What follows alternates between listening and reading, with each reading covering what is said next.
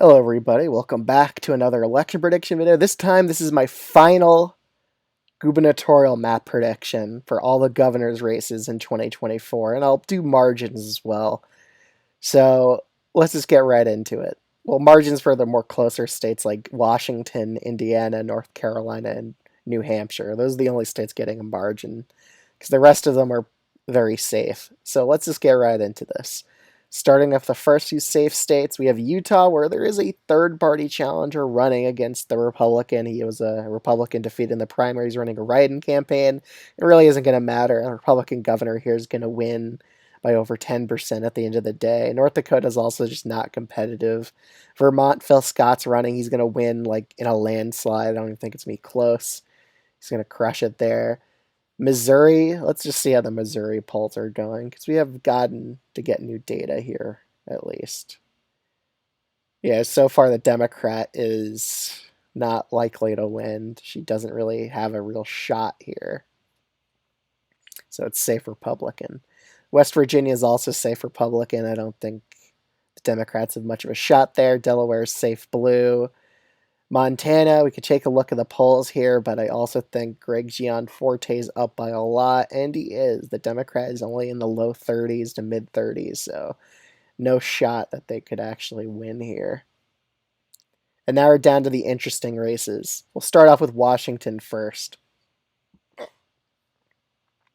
So Ferguson, he's built up more of a lead as we went on. He's just averaging a 12-point lead as of right now, according to 270 a win here. Reithart hasn't led in a poll in basically forever. At this point, he's very likely to lose Reithart, so I think Ferguson's on track to win by about 12% or so. That's my margin for the Washington's governor's race. I think it's going to be a 12-point Democratic win, pretty much in line with what the polls are saying. In Indiana, it's a bit closer. The RGA even gave funds to the Republican because they were nervous, because Donald Rainwater is actually getting like 10% of the vote in these polls. So it's hurting the overall Republican share of votes. McCormick's also a former Republican, so she's able to be seen as more of a moderate in this race. Again, I'm excluding active vote here because they don't even bother including Rainwater when they really should. He is breaking a high amount of support. He won like 10% in previous governor races before in Indiana. So just taking a look at the polls here, I think Mike Braun's on track for about a 10% victory against McCormick. I think it'll be a bit closer than usual, but it's still a very Republican state, so I don't think the Democrat's going to get it down below 10, but I think it's going to be about a 10-point win for Mike Braun. In North Carolina, it's interesting because Robinson's campaign keeps just falling apart. We're going to see a Democratic landslide victory in the governor's race in North Carolina. It's not even going to be close, honestly. We're going to see a lot of ticket splitting here, too. I've been hearing a lot of Republicans are ticket splitting in North Carolina to make sure Robinson doesn't win.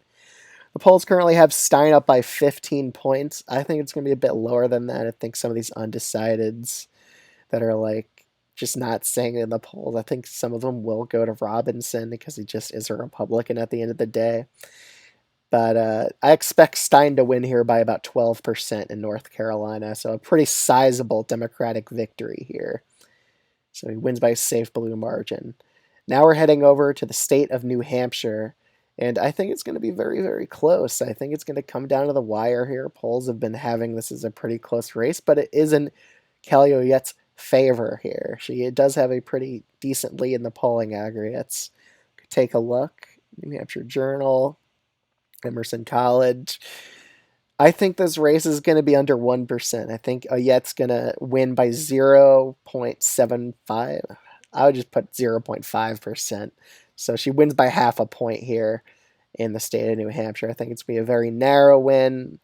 But just judging by how much money she raised so far, I think she does have an advantage in this likely blue state. So if Trump wins, or if Trump loses New Hampshire by over 10, Kelly Oyette could very well lose, but I don't think that's going to happen. I think New Hampshire's going to be under 10, but I think Kelly Oyette is a narrow favorite to win the governor's race in New Hampshire. So she wins by 0.5%. New Hampshire's the only close race on this map. So that basically means, just taking a look at this map, that no races flip to the other party, which is kind of rare for that to happen in a governor's election. But that's currently what I'm predicting. The governorships stay exactly the same: 23 Democrats, 27 Republicans. And this is my final governor map prediction. So let me know what you think of this map in the comments below. Is there any races you disagree on, like margin-wise, perhaps? But this is currently what I see happening.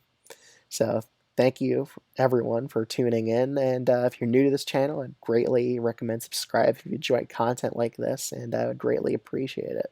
Other than that, thanks so much for watching, and I'll see you all in the next one. Bye.